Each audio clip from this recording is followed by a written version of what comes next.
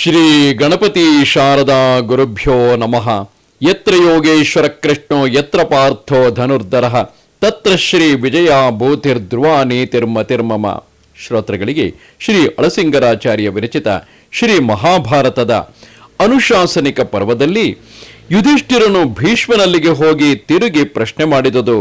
ಭೀಷ್ಮಾದಿಗಳ ವಧಕ್ಕೆ ತಾನೇ ಕಾರಣವಾದನೆಂದು ದುಃಖಿಸುತ್ತಿದ್ದ ಯುಧಿಷ್ಠಿರನಿಗೆ ಭೀಷ್ಮನು ಕರ್ಮವಶನಾದ ಜೀವನಿಗೆ ಸ್ವಾತಂತ್ರ್ಯವಿಲ್ಲ ಎಂಬುದನ್ನು ನಿದರ್ಶಿಸುವುದಕ್ಕಾಗಿ ಗೌತಮಿ ಲುಬ್ಧಕಾದಿಗಳ ಸಂವಾದವನ್ನು ತಿಳಿಸಿದುದು ಎಂಬ ಮೊದಲ ಅಧ್ಯಾಯಕ್ಕೆ ಸ್ವಾಗತ.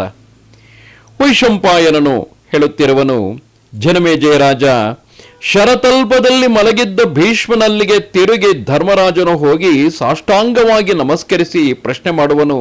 ಪಿತಾಮಹ, ನೀನು ಅನೇಕ ಸೂಕ್ಷ್ಮ ಧರ್ಮಗಳನ್ನೆಲ್ಲ ನಿರೂಪಿಸಿದೆ. ಅವುಗಳನ್ನೆಲ್ಲ ಕೇಳಿಯೂ ನನ್ನ ಹೃದಯಕ್ಕೆ ಇನ್ನೂ ಶಾಂತಿಯೂ ಹುಟ್ಟಲಿಲ್ಲ. ನೀನೇನೋ ನನ್ನ ಮನಃಶಾಂತಿಗಾಗಿ ಹಲವು ಧರ್ಮ ನೀತಿಗಳನ್ನು ಉಪಾಖ್ಯಾನಗಳ ಮೂಲಕವಾಗಿ ನಿರ್ದೇಶಿಸಿದೆ. ಆದರೂ ತಾನಾಗಿ ಮಾಡಿಕೊಂಡ ಅಪರಾಧಗಳಿಗೆ ಶಾಂತಿಯಲ್ಲಿ, ಓ ವೀರಾಗ್ರಣಿ, ನಿನ್ನ ಶರೀರವಾದರೂ ಬಾಣಗಳಿಂದ ನಾಟಲ್ಪಟ್ಟು ಮಹತ್ತಾದ ವ್ರಣಗಳಿಂದ ತುಂಬಿ ಹೋಗಿದೆ. ಇದಕ್ಕೆಲ್ಲ ನಾನಲ್ಲವೇ ಕಾರಣಭೂತನು? ಅಂತಹ ನನ್ನ ಮಹಾಪರಾಧಗಳನ್ನು ನೆನೆಸಿಕೊಂಡ ಮೇಲೆ ನನ್ನ ಮನಸ್ಸಿಗೆ ಹೇಗೆ ತಾನೇ ಶಾಂತಿಯುಂಟಾದೀತು? ಪರ್ವತದಿಂದ ಗೈರಿಕ ಧಾತು ಮಿಶ್ರಿತವಾದ ಜಲದಂತೆ ನಿನ್ನ ದೇಹದಿಂದ ಸೋರುತ್ತಿರುವ ರಕ್ತವನ್ನು ನೋಡಿದ ಹಾಗೆಲ್ಲ ವರ್ಷಾಕಾಲದ ಕಮಲದಂತೆ ನನ್ನ ಹೃದಯವು ಕಂದಿ ಹೋಗುತ್ತಿದೆ. ಪಿತಾಮಹನಾದ ನೀನು ನನ್ನ ದಶೆಯಿಂದಲೇ ಅಲ್ಲವೇ ಇಂತಹ ದುರವಸ್ಥೆಗೀಡಾದೆ? ಯುದ್ಧದಲ್ಲಿ ನನ್ನ ಶತ್ರುಗಳಿಗೆ ಪ್ರತೀಕಾರ ಮಾಡಲು ಯತ್ನಿಸಿದ ನನ್ನ ಕಡೆಯವರಿಂದಲೇ ನಿನಗೆ ಈ ಅವಸ್ಥೆಯುಂಟಾಗಿತು. ಇದಕ್ಕಿಂತಲೂ ಕಷ್ಟತರವಾದುದು ಏನಿರುವುದು? ನಿನ್ನಂತೆಯೇ ಇನ್ನೂ ಎಷ್ಟೋ ಮಂದಿ ರಾಜರು ಈಗಿನ ಯುದ್ಧದಲ್ಲಿ ಪುತ್ರ ಮಿತ್ರಾದಿಗಳೊಡನೆ ಮರಣಕ್ಕೀಡಾದುದು ನನ್ನ ದೆಸೆಯಿಂದಲೇ. ಕಾಮಕ್ಕೂ ಕೋಪಕ್ಕೂ ವಶರಾದ ನಾವು ಕೌರವರೂ ಸೇರಿ ಇಂತಹ ಅನರ್ಥಗಳಿಗೆಲ್ಲ ಕಾರಣಭೂತರಾದೆವು. ಇದನ್ನು ನೋಡುವುದಕ್ಕಿಂತಲೂ ಬೇರೆ ಕಷ್ಟ ಏನಿರುವುದು? ಓ ಮಹಾತ್ಮ, ಇಂತಹ ನಿಂದಿತ ಕಾರ್ಯವನ್ನು ಮಾಡಿ ನಾವು ಯಾವ ಗತಿಯನ್ನು ಹೊಂದುವೆವೋ?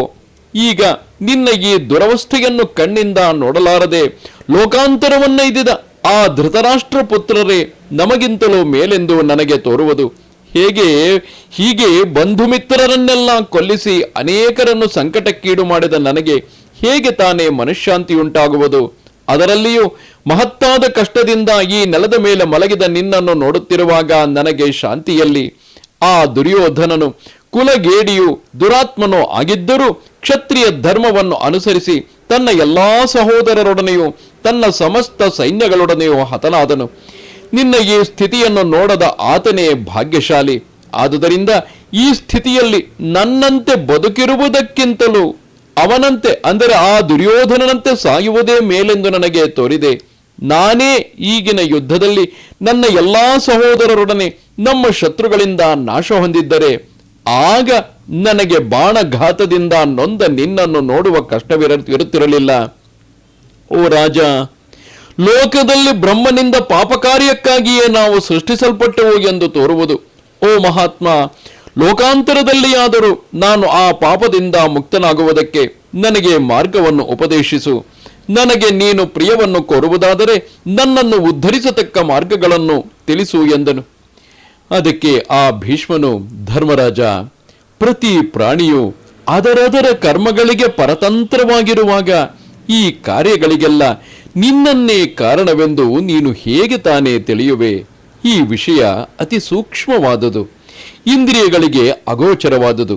ಇದೇ ವಿಷಯದಲ್ಲಿ ಪುರಾತನವಾದ ಒಂದು ಇತಿಹಾಸವನ್ನು ಕೂಡ ನಿದರ್ಶಿಸುವರು.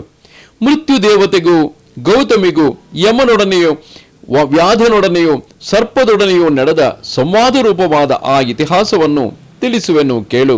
ಹಿಂದೆ ಗೌತಮಿ ಎಂಬ ವೃದ್ಧೆಯೊಬ್ಬಳಿದ್ದಳು. ಅವಳು ಶಾಂತ್ಯಾದಿ ಗುಣಗಳಿಂದ ಕೂಡಿದವಳು. ಅವಳ ಒಬ್ಬನೇ ಮಗನನ್ನು ಒಮ್ಮೆ ಒಂದು ಸರ್ಪವು ಕಚ್ಚಿ ಕೊಂದಿತು.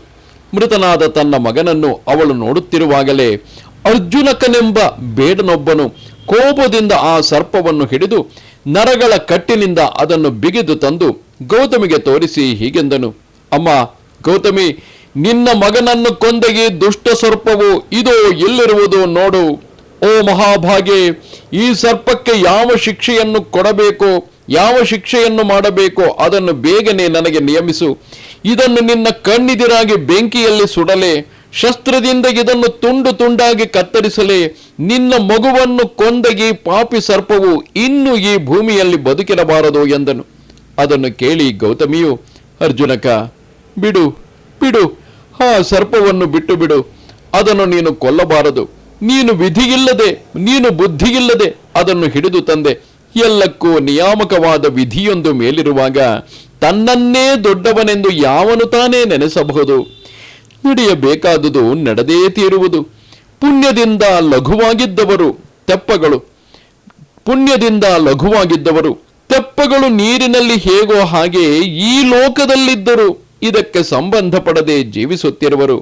ಪಾಪ ಭಾರವುಳ್ಳವರು ನೀರಿನಲ್ಲಿ ಬಿದ್ದ ಆಯುಧದಂತೆ ತಲದವರೆಗೆ ಮುಳುಗಿಯೇ ಹೋಗುವರು. ಓ ಅರ್ಜುನಕ, ಈ ಸರ್ಪವನ್ನು ನೀನು ಕೊಲ್ಲುವುದರಿಂದ ಈ ನನ್ನ ಮಗುವು ಬದುಕುವುದೆಂದು ತಿಳಿಯುವೆಯಾ? ಈ ಸರ್ಪವು ಬದುಕಿದುದರಿಂದ ನಿನಗೆ ಹಾನಿಯೇನಿರುವುದು? ಈ ಬಡ ಪ್ರಾಣಿಯನ್ನು ಕೊಲ್ಲುವುದರಿಂದ ಅಪಾರವಾದ ಈ ಜಗತ್ತಿನಲ್ಲಿ ಯಾರಿಗೆ ನೀನು ಮರಣವನ್ನು ತಪ್ಪಿಸಬಲ್ಲೆ? ಆದುದರಿಂದ ಈ ಸರ್ಪವನ್ನು ನೀನು ಕೊಲ್ಲಲೇಬಾರದು ಎಂದಳು. ಅದಕ್ಕೆ ಆ ಲುಬ್ಧಕನು, ಅಮ್ಮ, ನಾನು ಬಲ್ಲೆನು. ಯಾವಾಗಲೂ ಯೋಗನಿಷ್ಠರಾದ ಹಿರಿಯರು ಇತರರಲ್ಲಿ ಗುಣದೋಷಗಳನ್ನು ಭಾವಿಸುವುದೇ ಇಲ್ಲ. ಅವರ ಉಪದೇಶಗಳೆಲ್ಲವೂ ಸ್ವರ್ಗ ಮಾರ್ಗಕ್ಕೆ ಅನುಕೂಲವಾದುವೆ.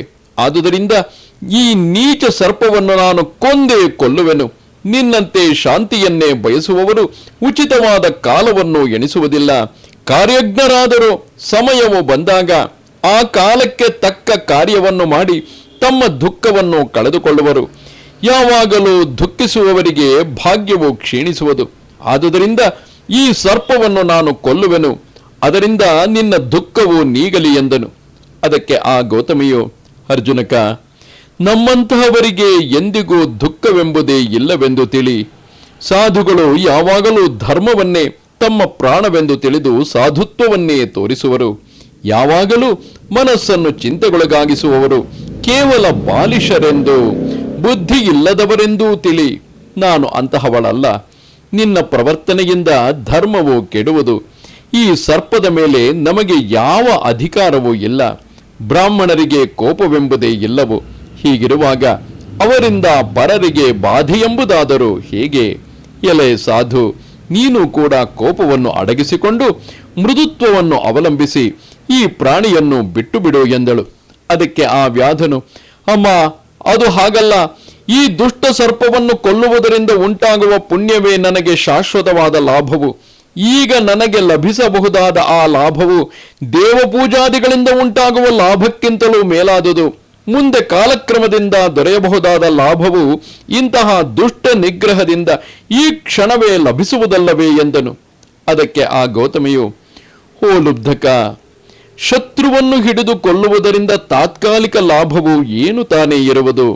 ಕೈಗೆ ಬಿದ್ದ ಶತ್ರುವನ್ನು ಬಿಡದಿರುವುದರಿಂದ ಮನಸ್ಸಿಗೆ ಏನು ತಾನೇ ತೃಪ್ತಿಯುಂಟಾಗುವುದು? ನಾವು ಈ ಸರ್ಪದ ವಿಷಯದಲ್ಲಿ ಏತಕ್ಕೆ ಮನ್ನಿಸಬಾರದು? ಇದನ್ನು ಬಿಟ್ಟು ಕೇವಲ ಮೋಕ್ಷಕ್ಕೆ ಸಾಧನವಾದ ಕಾರ್ಯವನ್ನು ನಾವೇಕೆ ಮಾಡಬಾರದು ಎನ್ನಲು ಆ ಬೇಡನು, ಅಮ್ಮ, ಈ ಒಂದು ದುಷ್ಟ ಪ್ರಾಣಿಯಿಂದ ಬೇರೆ ಅನೇಕರನ್ನು ರಕ್ಷಿಸಬಹುದಲ್ಲವೇ? ಅನೇಕರು ಸೇರಿ ಒಬ್ಬನನ್ನು ರಕ್ಷಿಸುವುದೇನು ಅಷ್ಟು ದೊಡ್ಡದಲ್ಲ. ಸಜ್ಜನರು ಧರ್ಮವನ್ನು ಉದ್ದೇಶಿಸಿಯೇ ಅಪರಾಧ ಮಾಡಿದವನನ್ನು ತೊರೆದು ಬಿಡುವರು. ಆದುದರಿಂದ ನೀನೂ ಕೂಡ ಈ ಪಾಪಿ ಸರ್ಪವನ್ನು ಕೊಲ್ಲುವುದಕ್ಕಾಗಿ ಬಿಟ್ಟುಕೊಡು ಎಂದನು. ಅದಕ್ಕೆ ಆ ಗೌತಮಿಯು, ಅರ್ಜುನಕ, ಈಗ ಈ ಸರ್ಪವನ್ನು ನೀನು ಕೊಲ್ಲುವುದರಿಂದ ನನ್ನ ಮಗನು ಹೇಗೂ ಬದುಕುವುದಿಲ್ಲ. ಈ ಸರ್ಪವಧದಿಂದ ಬೇರೆ ಯಾವ ಗುಣವೂ ನನಗೆ ತೋರಲಿಲ್ಲ. ಆದುದರಿಂದ ಈ ಪ್ರಾಣಿಯನ್ನು ಬಿಟ್ಟು ಬಿಡು ಎಂದಳು. ಆಗ ತಿರುಗಿ ವ್ಯಾಧನು, ಅಮ್ಮ, ಅದು ಹಾಗಲ್ಲ.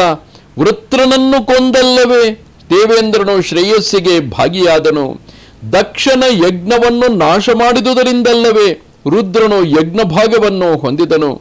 ಆ ದೇವತೆಗಳು ಅನುಸರಿಸಿದ ಮಾರ್ಗವನ್ನೇ ನೀನು ಅನುಸರಿಸಬಾರದೇಕೆ? ನೀನು ಸಂದೇಹಿಸಬೇಡ. ಶೀಘ್ರದಲ್ಲಿ ಈ ಸರ್ಪವನ್ನು ಕೊಲ್ಲುವುದಕ್ಕೆ ಬಿಡು ಎಂದನು. ಓ ಧರ್ಮರಾಜ, ಭೀಷ್ಮಾಚಾರ್ಯರು ಹೇಳುತ್ತಿರುವರು. ಹೀಗೆ ಬೇಡನು ಬಾರಿ ಬಾರಿಗೂ ಪ್ರೋತ್ಸಾಹಿಸಿದರೂ ಮಹಾತ್ಮಳಾದ ಆ ಗೌತಮಿಗೆ ಆ ಸರ್ಪವನ್ನು ಕೊಲ್ಲುವ ಪಾಪ ಬುದ್ಧಿಯು ಹುಟ್ಟಲಿಲ್ಲ. ಆ ಸಮಯದಲ್ಲಿ ನರಗಳಿಂದ ಬಿಗಿಯಲ್ಪಟ್ಟ ಆ ಸರ್ಪವು ಬಹಳ ಕಷ್ಟದಿಂದ ಚೇತರಿಸಿಕೊಂಡು ಮೆಲ್ಲಗೆ ಉಸಿರನ್ನು ಬಿಡುತ್ತಾ ಮನುಷ್ಯರಂತೆ ಮಾತಾಡತೊಡಗಿ ಕುಗ್ಗಿದ ಧ್ವನಿಯಿಂದ ಹೀಗೆಂದಿತು: ಓ ಅರ್ಜುನಕ, ನೀನು ಬುದ್ಧಿಯಿಲ್ಲದವನಂತೆ ಮಾತಾಡುತ್ತಿರುವೆ. ಇಲ್ಲಿ ನನ್ನ ದೋಷವೇನಿರುವುದು? ಯಾವ ವಿಷಯದಲ್ಲಿಯೂ ಸ್ವತಂತ್ರನಲ್ಲದ ನನ್ನನ್ನು ಮೃತ್ಯುವು ಈ ಕಾರ್ಯಕ್ಕೆ ಪ್ರೇರಿಸಿದುದು. ಆ ಮೃತ್ಯುವಿನ ಪ್ರೇರಣೆಯಿಂದ ನಾನು ಈ ಶಿಶುವನ್ನು ಕಚ್ಚಿದ್ದೇನೆ ಹೊರತು ಈ ಮಗುವಿನ ಮೇಲಿನ ಕೋಪದಿಂದಾಗಲಿ ಅಥವಾ ಕಾಮದಿಂದಾಗಲಿ ನಾನು ಕಚ್ಚಿದವನಲ್ಲ. ಇದರಲ್ಲಿ ನೀನು ಏನಾದರೂ ದೋಷವನ್ನು ಎಣಿಸುವುದಾದರೆ ಅದು ಮೃತ್ಯುವಿನ ದೋಷವೇ ಹೊರತು ನನ್ನದಲ್ಲ ಆಗ ಬೇಡನು: ಎಲೈ ಸರ್ಪವೇ, ಇನ್ನೊಬ್ಬನ ಪ್ರೇರಣೆಯಿಂದ ನೀನು ಈ ಅಕಾರ್ಯವನ್ನು ಮಾಡಿದ್ದರೂ ಈ ಶಿಶುವಿನ ಸಾವಿಗೆ ನೀನು ನಿಮಿತ್ತವಾಗಲಿಲ್ಲವೇ? ಆದುದರಿಂದ ಈ ಭಾಗದಲ್ಲಿ ನೀನು ದೋಷಿಯೇ ಆಗಿರುವೆ. ಒಂದು ಮಡಕೆಯನ್ನು ಮಾಡುವಾಗ ದೊಣ್ಣೆ, ಕುಂಬಾರ ಚಕ್ರ ಮುಂತಾದವು ಹೇಗೆ ಕಾರಣಗಳೆನಿಸುವವೋ ಅದರಂತೆ ಈ ಕಾರ್ಯಕ್ಕೆ ನೀನು ಕಾರಣಭೂತನೇ. ಇದರಿಂದ ನೀನು ದೋಷಿಯಾದವನು ನನ್ನಿಂದ ಎಂದಿಗೂ ವಧ್ಯನೇ. ನೀನೇ ನಿನ್ನ ಬಾಯಿಂದ ಈ ಕಾರ್ಯಕ್ಕೆ ನಿನ್ನನ್ನು ಕಾರಣವನ್ನಾಗಿ ಹೇಳುತ್ತಿರುವೆಯಲ್ಲವೇ ಎಂದನು. ಅದಕ್ಕೆ ಆ ಸರ್ಪವು: ಓ ಲುಬ್ಧಕ, ನೀನು ಹೇಳಿದಂತೆಯೇ ಆಗಲಿ. ಕುಂಬಾರನು ತನ್ನ ಕೈಯಿಂದ ಆಡಿಸಿದರೆ ಹೊರತು ದಂಡ ಚಕ್ರಾದಿಗಳು ಏನು ತಾನೇ ಮಾಡಬಲ್ಲವು? ಅವು ಅಸ್ವತಂತ್ರಗಳು. ಅದರಂತೆ ನಾನೂ ಈ ಕಾರ್ಯದಲ್ಲಿ ಅಸ್ವತಂತ್ರನು. ಅದರಿಂದ ಇಲ್ಲಿ ನನ್ನ ದೋಷವೇನೂ ಇಲ್ಲ. ಆದರೆ ಆ ಮಡಕೆಯನ್ನು ಮಾಡುವುದಕ್ಕೆ ಕಾರಣಗಳಾದ ಎಲ್ಲಾ ವಸ್ತುಗಳು ಒಂದಕ್ಕೊಂದು ಪ್ರಯೋಜಕಗಳಾಗಿಯೇ ಇರುವವೆಂದು ನೀನು ನೆನೆಸಬಹುದು. ಹಾಗಿದ್ದರೂ ಒಂದಕ್ಕೊಂದು ಸಹಕಾರಿಯಾಗಿ ನಡೆಸುವಾಗ ಅವುಗಳಲ್ಲಿ ಕಾರ್ಯವಾವುದು ಕಾರಣವಾವುದು ಎಂಬ ಸಂದೇಹವೇ ಏರ್ಪಡುವುದು. ಆಗ ನನ್ನಲ್ಲಿ ಮಾತ್ರ ನೀನು ಹೇಗೆ ದೋಷವನ್ನೆಣಿಸುವೆ? ನಾನು ದೋಷಿಯೂ ಅಲ್ಲ, ನಿನಗೆ ವಧ್ಯನೂ ಅಲ್ಲ. ಒಂದು ವೇಳೆ ಆ ದೋಷವು ಅದಕ್ಕೆ ಕಾರಣಭೂತನಾದವರೆಲ್ಲರ ಮೇಲೆ ಹಂಚಲ್ಪಡಬೇಕು, ನಾನೊಬ್ಬನು ಮಾತ್ರ ಕೊಲೆಗೀಡಾಗುವುದೇಕೆ ಎಂದಿತು. ಅದಕ್ಕೆ ಆ ಬೇಡನು: ಓ ಸರ್ಪವೇ, ಈ ಪಾಪ ಕಾರ್ಯಕ್ಕೆ ನೀನು ಕಾರಣವಲ್ಲದಿದ್ದ ಪಕ್ಷದಲ್ಲಿ ನೀನು ಈ ಕಾರ್ಯವನ್ನು ಮಾಡುತ್ತಲೇ ಇರಲಿಲ್ಲ. ಈ ಮಗುವಿನ ಸಾವಿಗೆ ನೀನೇ ಕಾರಣವೆನಿಸಿರುವೆ. ಇದರಿಂದ ನೀನು ವದಾರ್ಹನು ಎಂಬುದೇ ನನ್ನ ಅಭಿಪ್ರಾಯವು. ಒಂದು ಪಾಪ ಕಾರ್ಯವು ನಡೆದಾಗ ಅದನ್ನು ಪ್ರತ್ಯಕ್ಷವಾಗಿ ಮಾಡಿದವನಿಗೆ ಅಂಟದಿದ್ದ ಪಕ್ಷದಲ್ಲಿ ಪಾಪ ಮಾಡಿದವನೊಬ್ಬನು ಕೊಲೆಗೀಡಾಗುವ ಸಂಭವವೇ ಇಲ್ಲ. ನೀನು ವದಾರ್ಹನಾಗಿದ್ದುಕೊಂಡು ಸುಮ್ಮನೆ ಹರಟುವೆಯೇಕೆ ಎಂದನು. ಅದಕ್ಕೆ ಆ ಸರ್ಪವು: ಅರ್ಜುನಕ, ನಡೆಯಬೇಕಾದ ಕಾರ್ಯವೊಂದು ಸಿದ್ಧವಾಗಿಲ್ಲದ ಪಕ್ಷದಲ್ಲಿ ಕಾರಣವಿದ್ದರೂ ಇಲ್ಲದಿದ್ದರೂ ಆ ಕಾರ್ಯವು ಹುಟ್ಟಲಾರದು. ಆದುದರಿಂದ ಹೀಗೆ ನಡೆಯಬೇಕಾಗಿದ್ದ ಈ ಕಾರ್ಯಕ್ಕೆ ತಕ್ಕಂತೆ ಎಷ್ಟೋ ಕಾರಣಗಳು ಬಂದು ಒದಗಿದವು. ಹೀಗಿರುವಾಗ ಇಲ್ಲಿ ಆ ಕಾರಣಗಳ ನಡುವೆ ಏಕದೇಶವೆನಿಸಿದ ನಾನು ಮಾತ್ರ ವದಾರ್ಹನು ಎಂಬುದಾದರೂ ಏಕೆ? ನನ್ನಲ್ಲಿ ನೀನು ಯಾವ ವಿಶೇಷವನ್ನು ಕಂಡೆ? ಅದನ್ನಾದರೂ ಹೇಳು. ವಾಸ್ತವದಲ್ಲಿ ನಾನು ಒಂದು ಕಾರಣವೆಂದು ನೀನು ಭಾವಿಸಬಹುದಾದರೂ ನನ್ನನ್ನು ಪ್ರೇರಿಸಿದ ಬೇರೊಬ್ಬನು ಇದ್ದಿರಬೇಕಲ್ಲವೇ? ಹೀಗಿರುವಾಗ ಬಡಪ್ರಾಣಿಯಾದ ನನ್ನೊಬ್ಬನನ್ನು ಕೊಲ್ಲುವುದರಿಂದ ನಿನಗೆ ಬಂದ ಲಾಭವೇನು ಎಂದಿತು. ಅದಕ್ಕೆ ಆ ಬೇಡನು: ಓ ಪನ್ನಗಾಧಮ, ನೀನು ಬುದ್ಧಿಯಿಲ್ಲದೆ ಈ ಬಾಲಕನನ್ನು ಕೊಂದು ಘೋರ ಕೃತ್ಯವನ್ನು ಮಾಡಿದೆ. ಅದರಿಂದ ನೀನು ನನಗೆ ವಧಾರ್ಹನೇ. ಅಂತಹ ಮಹಾಪರಾಧವು ನಿನ್ನಲ್ಲಿರುವಾಗ ಬಹಳವಾಗಿ ಮಾತನಾಡುವೆಯೇಕೆ ಎಂದನು. ಅದಕ್ಕೆ ಆ ಸರ್ಪವು: ಲುಬ್ಧಕ, ಯಜ್ಞದಲ್ಲಿ ಎಷ್ಟೋ ಮಂದಿ ಋತ್ವಿಕ್ಕುಗಳು ತಮ್ಮ ಕೈಯಿಂದ ಅಗ್ನಿಯಲ್ಲಿ ಹೋಮವನ್ನು ಮಾಡಿದರೂ ಆ ಯಜ್ಞದ ಫಲವನ್ನು ಅವರು ಯಾರೂ ಹೊಂದುವುದಿಲ್ಲ. ಅದರಂತೆ ಈ ಕಾರ್ಯದ ಫಲಕ್ಕೆ ನಾನೇನು ಭಾಗಿಯಲ್ಲ ಎಂದಿತು. ಭೀಷ್ಮಾಚಾರ್ಯರು ಮುಂದುವರೆದು ಹೇಳುತ್ತಾರೆ: ಓ ಯುಧಿಷ್ಠಿರ, ಹೀಗೆ ಆ ಸರ್ಪವು ತನ್ನ ಕಾರ್ಯಕ್ಕೆ ಮೃತ್ಯುವನ್ನು ಪ್ರೇರಕವೆಂದು ಹೇಳಿ ಆ ಮೃತ್ಯುವಿನ ಮೇಲೆ ತಪ್ಪನ್ನು ಹೊರಿಸುತ್ತಿರುವಾಗ ಮೃತ್ಯುವು ಅಲ್ಲಿಗೆ ಬಂದು ಆ ಸರ್ಪವನ್ನು ಕುರಿತು ಹೀಗೆಂದಿತು: ಎಲೈ ಸರ್ಪವೇ, ಈ ಬಾಲಕನ ಮರಣಕ್ಕೆ ನೀನೂ ಕಾರಣವಲ್ಲ, ನಾನೂ ಕಾರಣವಲ್ಲ. ನಾನು ಕಾಲನಿಂದ ಪ್ರೇರಿತನಾಗಿ ನಿನ್ನನ್ನು ಆ ಕಾರ್ಯಕ್ಕೆ ಪ್ರೇರಿಸಿದನು.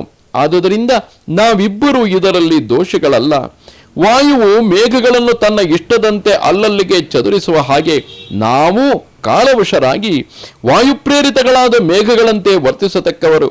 ನಾವು ಯಾವ ವಿಷಯದಲ್ಲಿಯೂ ಸ್ವತಂತ್ರರಲ್ಲ. ಪ್ರಾಣಿಗಳಲ್ಲಿ ಸಾತ್ವಿಕ, ರಾಜಸ, ತಾಮಸಗಳೆಂಬ ಪ್ರವರ್ತನೆಗಳೆಲ್ಲ ಕಾಲಾತ್ಮಕಗಳಾಗಿಯೇ ಉಂಟಾಗುವವು. ಆಕಾಶದಲ್ಲಿಯೇ ಆಗಲಿ ಭೂಮಿಯಲ್ಲಿಯೇ ಆಗಲಿ ಇರುವ ಸ್ಥಾವರ ಜಂಗಮಗಳೆಲ್ಲ ಕಾಲಾಧೀನವಾಗಿಯೇ ವರ್ತಿಸುವವು. ಈ ಜಗತ್ತೆಲ್ಲವೂ ಕಾಲಾತ್ಮಕವೇ. ಪ್ರವೃತ್ತಿ ನಿವೃತ್ತಿಗಳು, ಅವುಗಳ ವಿಕಾರಗಳು ಎಲ್ಲವೂ ಕೂಡ ಕಾಲಕ್ಕೆ ಅಧೀನವಾಗಿಯೇ ನಡೆಯತಕ್ಕವು. ಎಲ್ಲವೂ ಕಾಲಾಧೀನವು. ಸೂರ್ಯ, ಚಂದ್ರರು, ವಿಷ್ಣು, ವಾಯು, ಇಂದ್ರನು, ಅಗ್ನಿ, ಭೂಮಿ, ನೀರು, ಆಕಾಶ, ಮಿತ್ರದೇವನು, ಪರ್ಜನ್ಯನು, ವಸುಗಳು, ಅದಿತಿ, ಸಮುದ್ರಗಳು, ನದಿಗಳು, ಐಶ್ವರ್ಯ, ಅನೈಶ್ವರ್ಯಗಳು ಎಲ್ಲವೂ ಕಾಲದಿಂದಲೇ ಆಗಾಗ ಸೃಷ್ಟಿಸಲ್ಪಟ್ಟು ಆ ಕಾಲದಿಂದಲೇ ಉಪಸಂಹರಿಸಲ್ಪಡುವವು. ಎಲೈ ಸರ್ಪವೇ, ಈ ಅಂಶವನ್ನು ನೀನು ಬಲ್ಲವನಾಗಿದ್ದು ನನ್ನ ಮೇಲೆ ಏಕೆ ದೋಷವನ್ನು ಆರೋಪಿಸುವೆ? ಮತ್ತೊಬ್ಬನ ಪ್ರೇರಣೆಯಿಂದ ನಿನ್ನನ್ನು ಪ್ರೇರಿಸಿದ ನಾನು ದೋಷಿಯಾಗಿದ್ದ ಪಕ್ಷದಲ್ಲಿ ನೀನು ದೋಷಿಯೇ ಆಗುವೆ ಎಂದಿತು. ಅದಕ್ಕೆ ಆ ಸರ್ಪವು, ಎಲೈ ಮೃತ್ಯುವೆ, ಈಗ ನಾನು ನಿನ್ನನ್ನು ದೋಷಿ ಎಂದಾಗಲಿ ನಿರ್ದೋಷಿ ಎಂದಾಗಲಿ ಹೇಳುವವನಲ್ಲ. ಈ ಕಾರ್ಯಕ್ಕೆ ನೀನು ನನಗೆ ಪ್ರೇರಕನೆಂದು ಮಾತ್ರ ನಾನು ಹೇಳಿದೆನು. ನಾನು ಹೇಳಿದುದು ಇಷ್ಟೇ. ಒಂದು ವೇಳೆ ಕಾಲದಲ್ಲಿಯೇ ದೋಷವಿರುವುದೋ ಅಥವಾ ಆ ಕಾಲದಲ್ಲಿಯೂ ಈ ದೋಷವನ್ನು ಒಪ್ಪಿಕೊಳ್ಳಲು ಸಾಧ್ಯವಿಲ್ಲವೋ ಆ ವಿಚಾರವು ನಮಗೇಕೆ? ಆ ದೋಷಾದೋಷಗಳನ್ನು ನಾವು ಪರೀಕ್ಷಿಸಿ ನಿರ್ಣಯಿಸಲಾರೆವು. ಅದರಲ್ಲಿ ನಮಗೆ ಅಧಿಕಾರವೂ ಇಲ್ಲ. ನನ್ನಲ್ಲಿ ಆರೋಪಿತವಾದ ದೋಷವನ್ನು ತಪ್ಪಿಸಿಕೊಳ್ಳುವುದಕ್ಕಾಗಿ ನಾನು ಪ್ರಯತ್ನಿಸಬೇಕು. ಇಲ್ಲಿ ಮೃತ್ಯುವಾದ ನೀನು ದೋಷಿಯಲ್ಲವೆಂದು ನಿರ್ಧಾರವಾದರೆ ಅದೇ ನನಗೆ ಸಾಕು. ಆಗ ನಾನೂ ಕೂಡ ನಿರ್ದೋಷಿಯೇ ಆಗುವೆನೋ ಎಂದಿತು. ಯುಧಿಷ್ಠಿರ, ಆಮೇಲೆ ಸರ್ಪವು ಬೇಡನನ್ನು ಕುರಿತು, ಓ ಲುಬ್ಧಕ, ಈ ಮೃತ್ಯುದೇವತೆಯ ಮಾತನ್ನು ಕೇಳಿದೆಯಲ್ಲವೇ? ಹೀಗಿರುವಾಗ ನಿರಪರಾಧಿಯಾದ ನನ್ನನ್ನು ಹೀಗೆ ಬಿಗಿದು ಕಟ್ಟಿ ಹಿಂಸೆ ಮಾಡುವುದು ನಿನಗೆ ಯೋಗ್ಯವಲ್ಲ ಎಂದಿತು. ಆಗ ಬೇಡನು, ಎಲೈ ಸರ್ಪವೇ, ಮೃತ್ಯುವಿನ ಮಾತನ್ನು ಕೇಳಿದೆನು, ನಿನ್ನ ಮಾತನ್ನು ಕೇಳಿದೆನು. ಹೇಗಿದ್ದರೂ ನಿನ್ನಲ್ಲಿ ದೋಷವಿಲ್ಲವೆಂದು ನಾನು ನಂಬಲಾರನು. ಈ ಬಾಲನ ಮರಣಕ್ಕೆ ನೀನೂ ಈ ಮೃತ್ಯುವು ಇಬ್ಬರೂ ಕಾರಣವಾಗಿರಬಹುದು. ಆದರೂ ಪ್ರತ್ಯಕ್ಷವಾಗಿ ಈ ಅಕಾರ್ಯಕ್ಕೆ ಕಾರಣಭೂತನಾದ ನಿನ್ನನ್ನು ಕಾರಣವಲ್ಲವೆಂದು ಹೇಗೂ ಒಪ್ಪಿಕೊಳ್ಳಲಾರೆನು. ಸಜ್ಜನರಿಗೆ ದುಃಖವನ್ನು ಉಂಟು ಮಾಡಿದ ಕ್ರೂರನೋ ದುರಾತ್ಮನೋ ಆದ ಈ ಮೃತ್ಯುವಿಗೂ ನಿನ್ನನ್ನ ಧಿಕ್ಕಾರವಿರಲಿ. ಈ ಪಾಪ ಕಾರ್ಯಕ್ಕೆ ಪ್ರತ್ಯಕ್ಷ ಕಾರಣಭೂತನಾದ ನಿನ್ನನ್ನು ನಾನು ಮೊದಲು ಕೊಲ್ಲದೆ ಬಿಡುವವನಲ್ಲ ಎಂದನು. ಆಗ ಮೃತ್ಯುವು ಬೇಡನನ್ನು ಕುರಿತು, ಎಲ್ಲೋ ನಾವು ಪರತಂತ್ರರು, ಕಾಲಕ್ಕೆ ವಶರಾಗಿ ನಡೆಯತಕ್ಕವರು, ಆ ಕಾಲನು ನಿರ್ದೇಶಿಸಿದಂತೆ ಕಾರ್ಯಗಳನ್ನು ಮಾಡತಕ್ಕವರು. ಅರ್ಜುನಕ, ನೀನು ಚೆನ್ನಾಗಿ ವಿಮರ್ಶಿಸಿ ನೋಡುವುದಾದರೆ ನಮ್ಮನ್ನು ನೀನು ದೋಷಿಗಳೆಂದು ಎಣಿಸಲೇಬಾರದು ಎಂದನು. ಅದಕ್ಕೆ ಆ ಬೇಡನು, ಹೀಗೆ ನೀವಿಬ್ಬರು ಕಾಲವಶರಾಗಿಯೇ ಕೆಲಸ ಮಾಡತಕ್ಕವರಾದರೆ ನಿಮ್ಮ ವಿಷಯದಲ್ಲಿ ನನಗೆ ಈ ಕೋಪವು ಹುಟ್ಟಲು ಕಾರಣವೇನಿದೆ? ಅದರಂತೆಯೇ ಈ ವೃದ್ಧೆಯಲ್ಲಿಯೂ ಈ ಬಾಲನಲ್ಲಿಯೂ ನನ್ನ ಕನಿಕರಕ್ಕೂ ಕಾರಣವಿಲ್ಲ. ಇದರ ತತ್ವವನ್ನಾದರೂ ನಾನು ತಿಳಿಯಬೇಕೆಂದಿರುವೆನು. ಲೋಕದಲ್ಲಿ ಎಲ್ಲರೂ ಪರತಂತ್ರರಾಗಿಯೇ ಕೆಲಸ ಮಾಡುವ ಪಕ್ಷಕ್ಕೆ ಉಪಕಾರಿಗಳಲ್ಲಿ ಆದರವು, ಅಪಕಾರಿಗಳ ವಿಷಯದಲ್ಲಿ ನಿಂದೆಯೂ ಉಂಟಾಗಲು ಅವಕಾಶವೇ ಇಲ್ಲ ಎಂದನು. ಅದಕ್ಕೆ ಆ ಮೃತ್ಯುವು, ಓ ಲುಬ್ಧಕ, ಪ್ರಾಣಿಗಳಲ್ಲಿ ಯಾವ ಚೇಷ್ಟೆ ಉಂಟಾದರೂ ಅವು ಉಪಕಾರ ಮಾಡಿದವರ ವಿಷಯದಲ್ಲಿ ಆದರವೇ ಇರಲಿ, ಅಪಕಾರ ಮಾಡಿದವರ ವಿಷಯದಲ್ಲಿ ಕೋಪವೇ ಇರಲಿ, ಆ ಎಲ್ಲ ವಿಚಾರಗಳೂ ಕೂಡ ಕಾಲ ಪ್ರೇರಿತವಾಗಿಯೇ ನಡೆಯುವುದು. ಮೊದಲಿಂದಲೇ ನಾನು ಇದನ್ನೇ ಹೇಳುತ್ತಿರುವೆನಲ್ಲವೇ? ಆದುದರಿಂದ ನಾವಿಬ್ಬರೂ ಕಾಲನಿಗೆ ವಶರಾಗಿ, ಅಂದರೆ ಇಲ್ಲಿ ಮೃತ್ಯುವೇ ಇರಬಹುದು, ಸರ್ಪವೇ ಇರಬಹುದು, ಬೇಡನೇ ಇರಬಹುದು, ಅಥವಾ ಆ ವೃದ್ಧೆಯೇ ಇರಬಹುದು, ಅಥವಾ ಮೃತನಾದ ಬಾಲಕನೇ ಇರಬಹುದು, ಎಲ್ಲರೂ ಕಾಲನಿಗೆ ವಶರಾಗಿ ಆ ಕಾಲನ ಪ್ರೇರಣೆಯಂತೆ ಕಾರ್ಯವನ್ನು ನಡೆಸತಕ್ಕವರು. ನಮ್ಮಲ್ಲಿ ಹೇಗೂ ನೀನು ದೋಷವನ್ನು ಎಣಿಸಲೇಬಾರದು. ಭೀಷ್ಮಾಚಾರ್ಯರು ಹೇಳುತ್ತಾರೆ, ಓ ಯುಧಿಷ್ಠಿರ, ಹೀಗೆ ಧರ್ಮಾರ್ಥ ಸಂಶಯದಿಂದ ಆ ಮೂವರಿಗೂ, ಅಂದರೆ ಆ ಲುಬ್ಧಕ ಬೇಡನಿಗೂ ಹಾಗೂ ಮೃತ್ಯುವಿಗೂ ಅಲ್ಲಿದ್ದ ಸರ್ಪಕ್ಕೂ ಚರ್ಚೆಯು ನಡೆಯುತ್ತಿರುವಾಗಲೇ ಕಾಲನೂ ಅಲ್ಲಿ ಕಾಣಿಸಿಕೊಂಡು ಆ ಮೂವರನ್ನು ನೋಡಿ ವ್ಯಾಧನನ್ನು ಕುರಿತು, ಅರ್ಜುನಕ, ಈ ಬಾಲಕನ ಮರಣಕ್ಕೆ ನಾನು ಕಾರಣವಲ್ಲ, ಈ ಮೃತ್ಯುವು ಕಾರಣವಲ್ಲ, ಈ ಸರ್ಪವು ಕಾರಣವಲ್ಲ, ನಾವು ಯಾರೂ ಸ್ವತಂತ್ರಿಸಿ ಈ ಕೆಲಸವನ್ನು ಮಾಡಿದವರಲ್ಲ. ಈ ಬಾಲಕನು ಪೂರ್ವಜನ್ಮದಲ್ಲಿ ಮಾಡಿದ ಕರ್ಮವೇ ಅವನನ್ನು ಕೊಲ್ಲಿಸಿತು. ನಮ್ಮನ್ನು ಈ ಕಾರ್ಯಕ್ಕೆ ಪ್ರೇರಿಸಿದುದು ಅವನ ಕರ್ಮವೇ. ಈ ಬಾಲಕನು ತನ್ನ ಪೂರ್ವ ಕರ್ಮದಿಂದಲೇ ಈ ಅಕಾಲ ಮರಣಕ್ಕೆ ಈಡಾದನೇ ಹೊರತು ಇವನ ಸಾವಿಗೆ ಕಾರಣಭೂತನಾದವನು ಬೇರೆ ಯಾವನೊಬ್ಬನೂ ಅಲ್ಲ. ಅವನ ಕರ್ಮವೇ ಅವನನ್ನು ಕೊಂದಿತು. ನಾವೆಲ್ಲರೂ ಕರ್ಮಾಧೀನರೇ. ಲೋಕವೆಲ್ಲ ಕರ್ಮದ ಫಲದಿಂದಲೇ ನಡೆಯುವುದು. ಲೋಕಕ್ಕೆ ಕರ್ಮಬದ್ಧವಾಗಿರುವುದೇ ಲಕ್ಷಣವು. ಆ ಕರ್ಮವು ಪ್ರೇರಿಸಿದಂತೆ ನಾವು ನಡೆಯತಕ್ಕವರು. ಕುಂಬಾರನು ಮಣ್ಣಿನ ಮುದ್ದೆಯಿಂದ ತನಗೆ ಇಷ್ಟ ಬಂದ ಆಕಾರವನ್ನು ಮಾಡಿಟ್ಟುಕೊಳ್ಳುವ ಹಾಗೆ ಮನುಷ್ಯನೂ ಕೂಡ ತಾನು ವಿಧ ವಿಧವಾದ ಕರ್ಮವನ್ನು ಮಾಡಿ ಆ ಕರ್ಮಕ್ಕೆ ತಕ್ಕ ಫಲವನ್ನು ಅನುಭವಿಸುವನು. ಬಿಸಿಲು ನೆರಳು ಒಂದನ್ನೊಂದು ಬಿಡದೆ ಯಾವಾಗಲೂ ಸೇರಿಕೊಂಡಿರುವ ಹಾಗೆ ಕರ್ತನೂ ಕರ್ಮವೂ ಸೇರಿಕೊಂಡೇ ಇರುವುದು. ಆದುದರಿಂದ ಈ ವಧ ಕಾರ್ಯಕ್ಕೆ, ಅಂದರೆ ಈ ಶಿಶುವಿನ ಬಾಲಕನ ವಧ ಕಾರ್ಯಕ್ಕೆ ನಾನಾಗಲಿ ಈ ಮೃತ್ಯುವಾಗಲಿ ಸರ್ಪವಾಗಲಿ ಯಾರೂ ಕಾರಣವಲ್ಲ. ನಿನಗೂ ಇದರಲ್ಲಿ ಸಂಬಂಧವಿಲ್ಲ. ವೃದ್ಧೆಯಾದ ಈ ಬ್ರಾಹ್ಮಣ ಸ್ತ್ರೀಗೂ ಇದರಲ್ಲಿ ಏನೂ ಸಂಬಂಧವಿಲ್ಲ. ಈ ಶಿಶುವು ತನ್ನ ಮರಣಕ್ಕೆ ತಾನೇ ಕಾರಣವು ಎಂದನು. ನೆನಪಿರಲಿ, ಆರಂಭದಲ್ಲಿ ಯುಧಿಷ್ಠಿರನು ಭೀಷ್ಮಾಚಾರ್ಯರಿಗೆ ಕುರುಕ್ಷೇತ್ರದಲ್ಲಿ ಮರಣ ಹೊಂದಿದ ಪ್ರತಿಯೊಬ್ಬರ ಸಾವಿಗೂ ಹಾಗೂ ಈಗ ಭೀಷ್ಮಾಚಾರ್ಯರು ಶರಶಯ್ಯೆಯಲ್ಲಿ ಮಲಗಿ ಗಾಯಗಳಿಂದ ನರಳುತ್ತಿರುವುದಕ್ಕೂ ತಾನೇ ಕಾರಣನು ಎಂದು ದೋಷಾರೋಪ ಮಾಡಿಕೊಳ್ಳುತ್ತಾನೆ. ಅದನ್ನು ಕಂಡಂತಹ ಭೀಷ್ಮಾಚಾರ್ಯರು ಈ ಕಥೆಯನ್ನು ಹೇಳುತ್ತಾ, ಪ್ರತಿಯೊಂದು ಪ್ರಾಣಿಯು ತಾನು ಅನುಭವಿಸುತ್ತಿರುವ ಎಲ್ಲ ಸಮಸ್ಯೆಗಳಿಗೂ ತನ್ನ ಪೂರ್ವಾರ್ಜಿತ ಕರ್ಮಗಳೇ ಕಾರಣವೇ ಹೊರತು ಬೇರೆ ಯಾರೂ ಕಾರಣವಲ್ಲ ಎಂಬುದನ್ನು ನಿರೂಪಿಸುತ್ತಿರುವರು. ಹೀಗೆ ಕಾಲನು ಹೇಳಿ ಮುಗಿಸಿದ ಮೇಲೆ ಗೌತಮಿಯು ಜಗತ್ತೆಲ್ಲವೂ ತಮ್ಮ ತಮ್ಮ ಕರ್ಮಕ್ಕೆ ಕಟ್ಟುಬಿದ್ದುವು ಎಂಬುದನ್ನು ತಿಳಿದು ಆ ಬೇಡನನ್ನು ಕುರಿತು ಹೀಗೆಂದಳು, ಓ ಅರ್ಜುನಕ, ಈ ನನ್ನ ಬಾಲಕನು ತನ್ನ ಕರ್ಮಗಳಿಂದಲೇ ತಾನು ಮರಣ ಹೊಂದಿದನೇ ಹೊರತು ಆ ಕಾಲವಾಗಲಿ ಮೃತ್ಯುವಾಗಲಿ ಸರ್ಪವಾಗಲಿ ಕಾರಣವಲ್ಲ. ಈ ಮಗನನ್ನು ನಾನು ಕಳೆದುಕೊಂಡುದು ಕೂಡ ನನ್ನ ಪ್ರಾರಬ್ಧ ಕರ್ಮದ ದೋಷದಿಂದಲೇ. ಆದುದರಿಂದ ಈ ಸರ್ಪವನ್ನು ಬಿಟ್ಟು ಬಿಡು, ಈ ಮೃತ್ಯುವು ಕಾಲನು ಹಿಂತಿರುಗಿ ಹೋಗಲಿ ಎಂದಳು. ಓ ಯುಧಿಷ್ಠಿರ, ಈ ಮಾತನ್ನು ಕೇಳಿದೊಡನೆ ಆ ಬೇಡನು ಸರ್ಪದ ಕಟ್ಟನ್ನು ಬಿಚ್ಚಿಬಿಟ್ಟನು. ಮೃತ್ಯುವು ಕಾಲನು ಆ ಸರ್ಪವು ತಾವು ಇಷ್ಟ ಬಂದ ಕಡೆಗೆ ಹೊರಟು ಹೋದರು. ಆ ವ್ಯಾಧನು ಗೌತಮಿಯು ತಮ್ಮ ತಮ್ಮ ಮನಸ್ಸಿನಲ್ಲಿದ್ದ ಕಳಂಕವನ್ನು ಬಿಟ್ಟು ಶಾಂತರಾದರು. ಆದುದರಿಂದ ಓ ಧರ್ಮರಾಜ, ಇದರಂತೆ ನೀನು ಶಾಂತಿಯನ್ನು ಹೊಂದು. ನಿನ್ನ ಬಂಧು ಮರಣಕ್ಕಾಗಿ ನೀನು ದುಃಖಿಸಬೇಡ. ತ್ರೈಲೋಕ್ಯವು ತಮ್ಮ ಕರ್ಮಕ್ಕೆ ಕಟ್ಟುಬಿದ್ದೇ ನಡೆಯುವವೆಂದು ತಿಳಿ. ನಿನ್ನ ಬಂಧುಗಳ ಮರಣಕ್ಕೆ ನೀನೂ ಕಾರಣನಲ್ಲ, ದುರ್ಯೋಧನನೂ ಕಾರಣನಲ್ಲ. ಇವೆಲ್ಲವೂ ಕಾಲದಿಂದಲೇ ನಡೆದುದಾಗಿ ತಿಳಿ. ಕಾಲಾಧೀನರಾಗಿಯೇ ರಾಜರೆಲ್ಲರೂ ಹತರಾದರು ಎಂದನು. ಈ ಭೀಷ್ಮನ ಮಾತನ್ನು ಕೇಳಿ ಯುಧಿಷ್ಠಿರನು ತನ್ನ ಮನಸ್ಸಿನ ಕಳಂಕವನ್ನು ಬಿಟ್ಟು ತಿರುಗಿ ಬೇರೊಂದು ಧರ್ಮ ವಿಷಯವನ್ನು ಪ್ರಶ್ನೆ ಮಾಡುವವನಾದನು. ಎಂಬಲ್ಲಿಗೆ ಶ್ರೀ ಮಹಾಭಾರತದ ಅನುಶಾಸನಿಕ ಪರ್ವದ ಮೊದಲನೆಯ ಅಧ್ಯಾಯವು ಸಮಾಪ್ತವಾದುದು. ನಮಸ್ತೆ ಶಾರದೆ ದೇವಿ ಕಾಶ್ಮೀರ ಪುರವಾಸಿನಿ ತ್ವಾಮಹಂ ಪ್ರಾರ್ಥಗೆ ನಿತ್ಯಂ ವಿದ್ಯಾದಾನಂಚ ದೇಹಿಮೆ. ನಮಸ್ಕಾರ.